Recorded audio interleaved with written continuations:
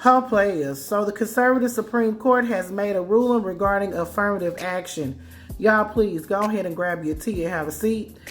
Let's get into it. So this morning, the conservative Supreme Court has issued a bombshell ruling restricting race-based affirmative action in college admissions. So with this opinion, the Supreme Court has set new limits on affirmative action programs in cases involving whether public and private colleges and universities can continue to use race as one factor among many in student admissions. So this ruling is stemming from a case involving Harvard and UNC's admission programs.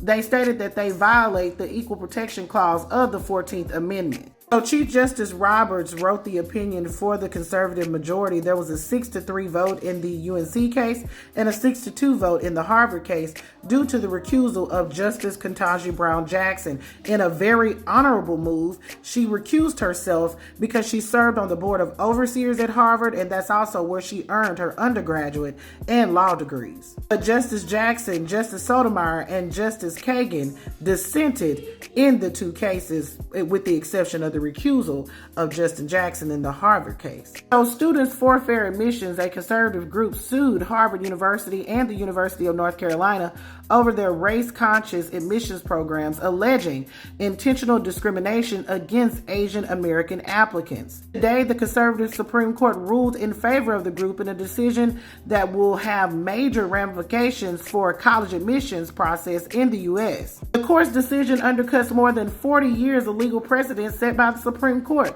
Since 1978, the Supreme Court has repeatedly ruled that schools may consider the race of applicants in pursuing educational benefits from a diverse student body. But today, Chief Justice Roberts wrote for the conservative majority that affirmative action programs lack sufficiently focused and measurable objectives warranting the use of race, unavoidably employ race in a negative manner, and also involve racial stereotyping, and they lack meaningful endpoints.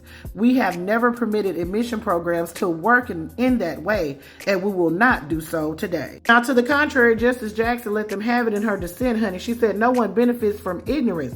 Although formal race-linked legal barriers are gone, race still matters to the lived experiences of all Americans, and today's ruling makes things worse, not better. Now, with this bombshell from the Supreme Court, honey, we have those like President Obama, his wife Michelle, and President Biden loathing the ruling. But of course, Frumpy Dump is celebrating, saying in part on Devil is a Lie Social, this is a great day for America. My opinion is this, and I stand on it. If race was never a factor, then we wouldn't need affirmative action in the first place. Players, put your thoughts in the comments. This is Double D Mo for the Black.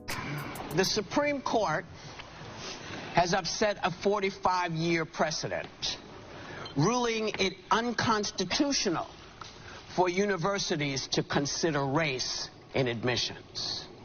Now, the 14th Amendment is supposed to promise equal protection. But if everyone was actually treated equally, we wouldn't have had to put in affirmative action. We wouldn't have had to do it. Right. People wouldn't have had to march and begged and gotten hosed and all of these things that people did to just balance us out with everything else going on in the country. So